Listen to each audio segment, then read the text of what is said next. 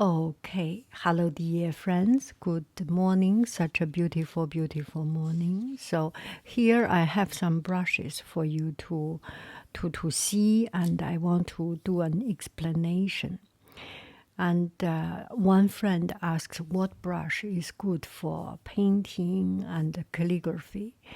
And if I have a painting and calligraphy class, I do not have a physical class.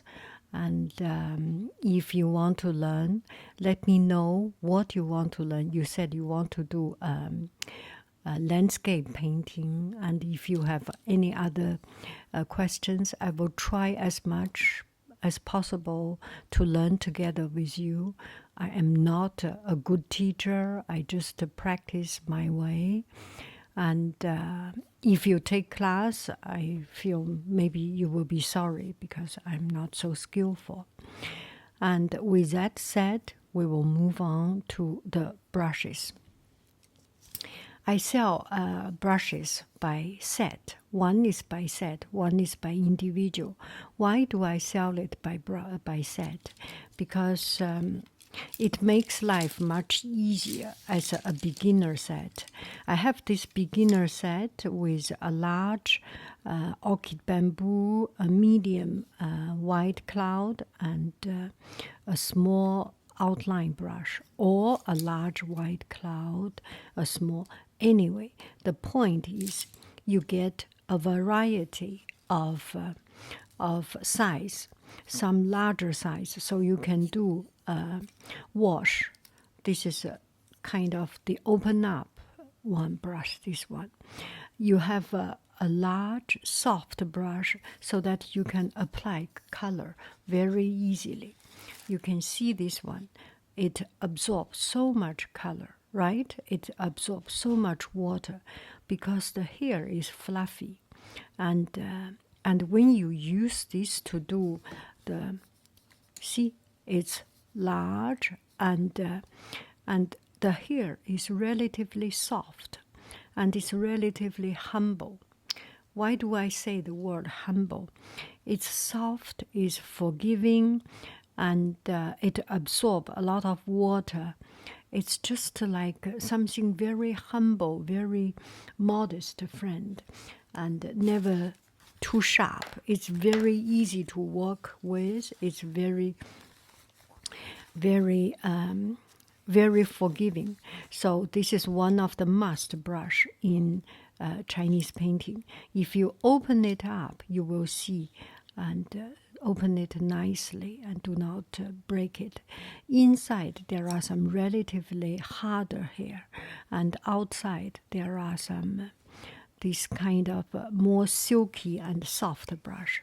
Once it is the shape is off, you can just put into water. It's like the hair is protein based. It's exactly like our hair, our human hair on our head, right?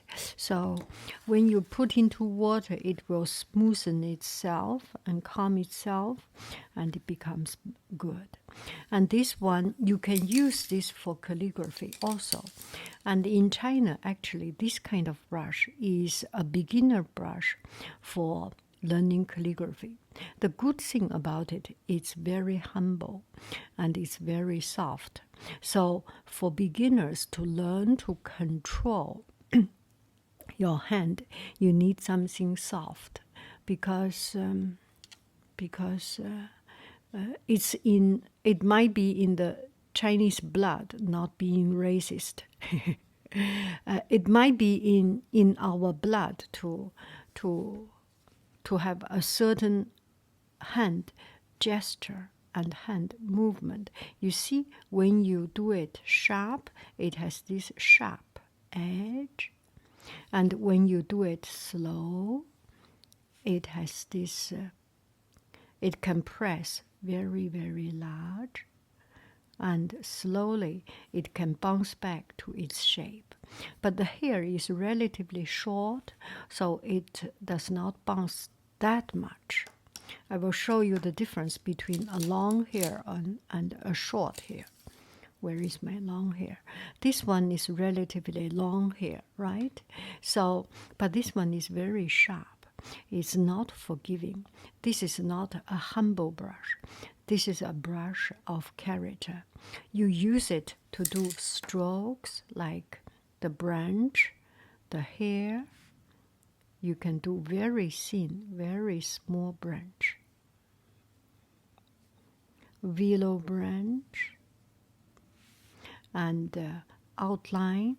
It's an extreme hard a brush to do outline. Why I say it's hard? It's like wearing high heel shoes, and when you write, when you suspend your hand, it's very difficult to get stable. You want to get stable your hand. It's better this part of bone touch the paper as a rest, paper rest.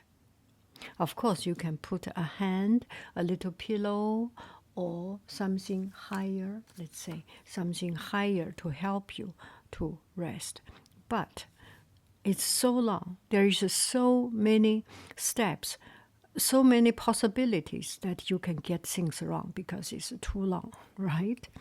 And it's so thin, very hard to control.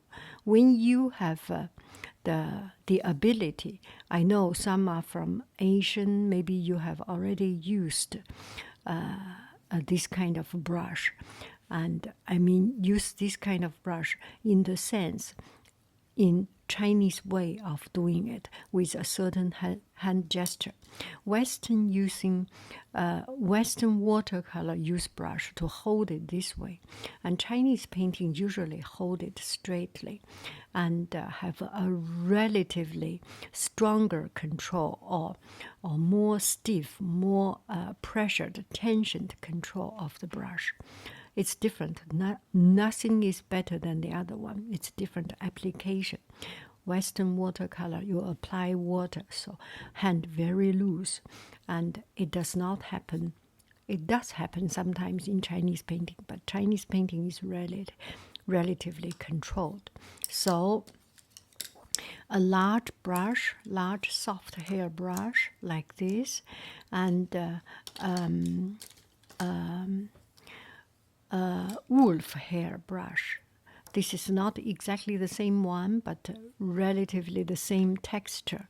It has a sharper edge and relatively short hair, easy to control. You can see it is so sharp.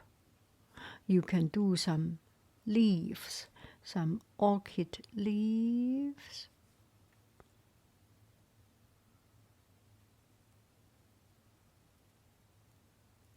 Bend and bend and bend with many turns. And this kind of brush have a different texture. And then we have a small outline brush. This one is so small and it's of wolf hair, so relatively sharp, and it is short. You do not so easily get things out of control.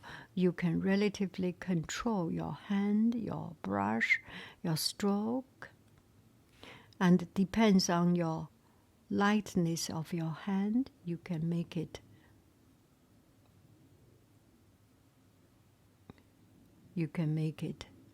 thin or thick. So I say, if you are a beginner, buy a set of beginner.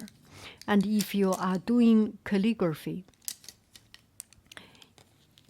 it is good for calligraphy also, painting and calligraphy. Why do we say some brushes are good for painting, some for calligraphy? They are all good for painting and calligraphy. Sometimes I'm thinking particular artists have a particular style, or the person who want to sell, the producer want to sell. They want to make different kind of things.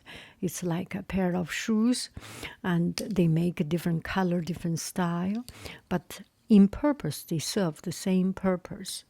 And if you fancy something particular then you can buy some other brushes.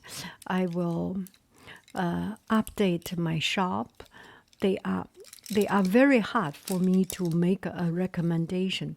Which particular one is good for particular reason.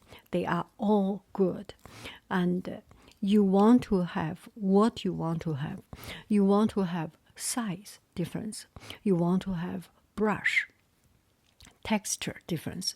Wolf hair or gold hair, you want to have size difference, length difference. As long as you have this, you are safe. You can cover all your learning purpose. And also make sure your brushes is the same like your clothing, like your shoes, like any of your learning utensils or living utensils. Get two at least, so one can take a break, have a rest, and also it is good for your hand to have a different texture, and your hand can work with different texture, different strengths, and different bouncing ability, and to improve your artistic expression. So with that, I enclose my video. I hope you have a wonderful, wonderful, wonderful day. And I have a few thousand brushes, no joking, a few thousand brushes, because I opened a shop for it. And another thing I want to say, when you choose a brush, a good brush and a bad brush, or a not so good brush, this may be for different purpose. For calligraphy, this may not be so good to get a clean calligraphy, but they may get a artistic style calligraphy. For example, this brush with the hair up and down.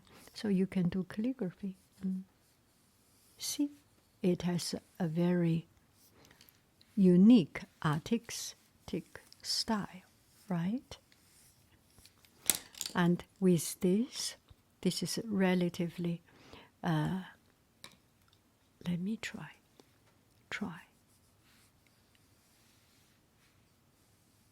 relatively smooth.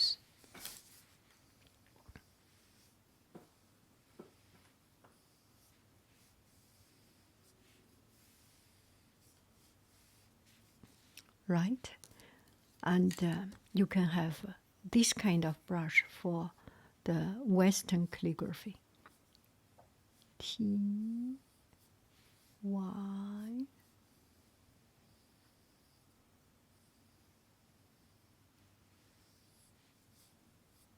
Anyway,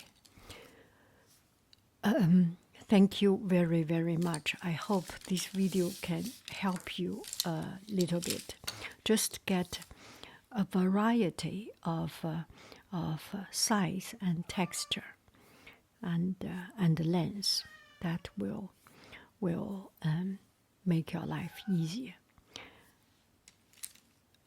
Do not worry too much about the brand, because I buy these brushes because I use them. So they are all good brushes. I know. Bye bye, friends. I love you. I really do. Do. Bye bye, friends.